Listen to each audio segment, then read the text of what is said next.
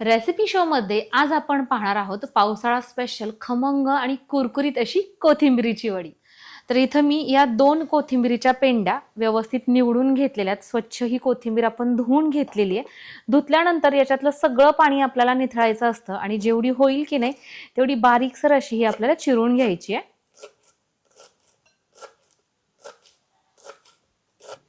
तर इथं तुम्ही बघताय कोथिंबीरीला अजिबात पाणी राहिलेलं नाहीये आणि पूर्णपणे जेवढी होईल की नाही तेवढी बारीक चिरून घेण्याचा मी प्रयत्न केलेला आहे। चिरून घेतलेल्या कोथिंबीरीमध्ये सगळ्यात अगोदर आपण अर्धा छोटा चमचा ओवा घेतलेला आहे आणि हाताने अशा पद्धतीने हा क्रश करून घ्यायचा आहे। यानंतर आपण इथं जिरं घेतोय, याच्याऐवजी तुम्ही जिऱ्याची पावडर सुद्धा घेऊ शकता। एक छोटा चमचा, थोडीशी हळद, चवीनुसार लाल चटणी, याच्याऐवजी तुम्ही हिरवी मिरची सुद्धा वापरू शकता। एक छोटा चमचा आलं लसूण आणि कोथिंबीरीची पेस्ट, एक मोठा चमचा तीळ।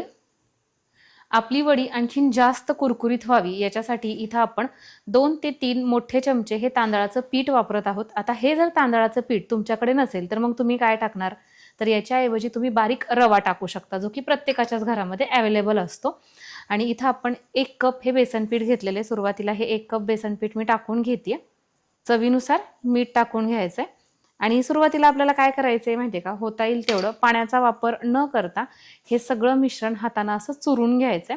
जर आवश्यकता वाटली तर आपण 1-2 चमचे पाणी टाकून घेणार आहोत आणि जर हे खूपच असं कोरडं कोरडं आपल्याला वाटलं की नाही तर मग आपण याच्यामध्ये बेसन पीठ सुद्धा थोडंसं ऍड करूयात।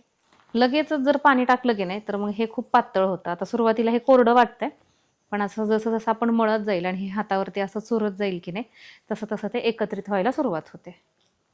आपण आतापर्यंत पाणी अजिबात टाकलेलं नाहीये, फक्त व्यवस्थित हाताने हे मळून घेण्याचा प्रयत्न केलेला आहे। तुम्ही बघू शकता कोथिंबीर कशा पद्धतीने ओलसर झालेली आहे। आता अगदी थोडंसं याच्यामध्ये पाणी आपल्याला घ्यायचंय, खूप जास्त पाणी घ्यायचं नाही, अगदी थोडंसं। इथं तुम्ही बघताय 1 चमचा मी पाणी घेतलेलं आहे आणि हे परत एकदा एकत्रित करण्याचा प्रयत्न करूयात। हे बघा, अगदी थोडंसं पाणी घेतलं होतं, लगेच मग ह्याला असं जास्त पाणी सुटायला सुरुवात होते किंवा हे जास्त ओलसर व्हायला सुरुवात होते। तर बघा, अगदी 1 ते 2 चमचे पाण्यामध्ये आपलं हे छान असं पीठ मळून झालेलं आहे आणि हे अशाच पद्धतीचं मळून घ्यायचं। सुरुवातीला मी सांगितलं होतं की आपण थोडंसं बेसन पीठ ऍड करू शकतो, पण आपल्याला अजिबात आवश्यकता लागलेली नाहीये। छान अशा पद्धतीनं पीठ मळून झालेलं आहे। आता आपण याचे असे गोळे तयार करणार आहोत, कारण की हे आपल्याला वाफलून घ्यायचंय ना, तर त्यासाठी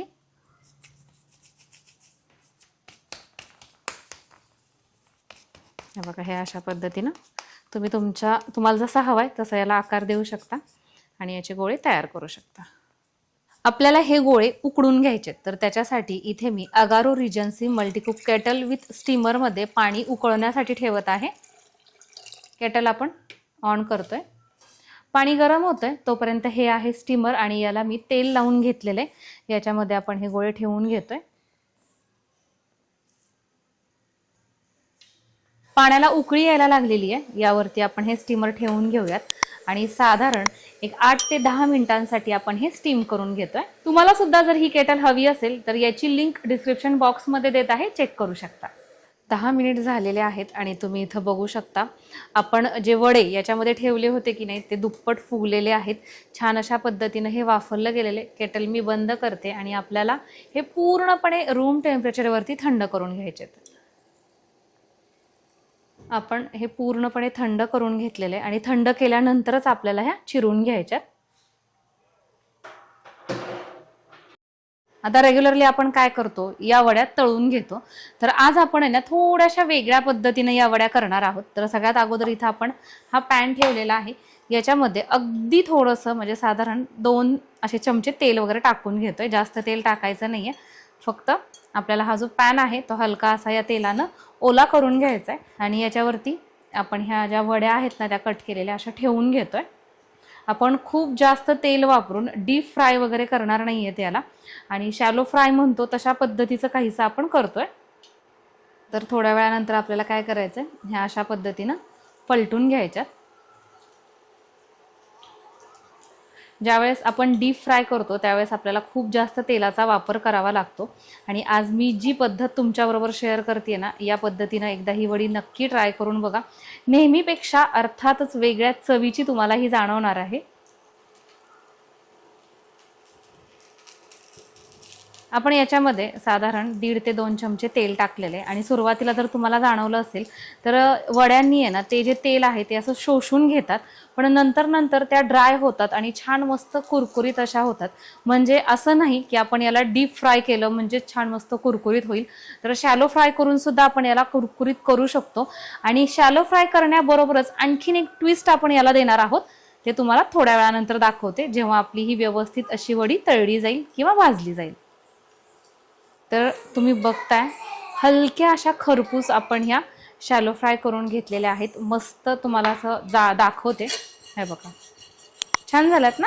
एका डिशमध्ये हे काढून घेतलेलं आहे. आता आपल्याला काय करायचंय, एक छोटासा तडका तयार करायचा आहे. तर त्यासाठी इथे मी परत थोडंसं तेल घेतलेलं आहे. तेल हलकंसं गरम झालं की याच्यामध्ये आपण साधारण पाव चमचा मोहरी टाकत आहोत. याच्यामध्येच आपण थोडंसं जिरं टाकून घेत आहोत, तीळ.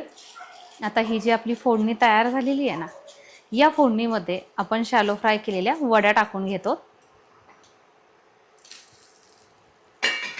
आणि फक्त हलक्या हाताने ह्या एकत्रित करायच्या.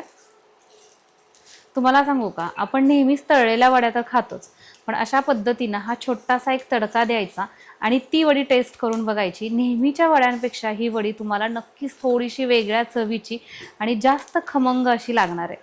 आता मी गॅस बंद करते. दिसतानाच दिसतीये ना खमंग, आणि अगदी चवीला सुद्धा तशाच पद्धतीची लागते, कारण की याच्यावरती तडकाच आपण तेवढा खमंग अशा पद्धतीचा दिलेला आहे. आतमधून तुम्हाला मी ही वडी तोडून दाखवते, तुम्ही बघू शकता. अशा पद्धतीनं आपली ही वडी तयार होते. भन्नाट अशा चवीची आणि खमंग तडक्यासहित आपली कोथिंबीर वडी तयार झालेली आहे.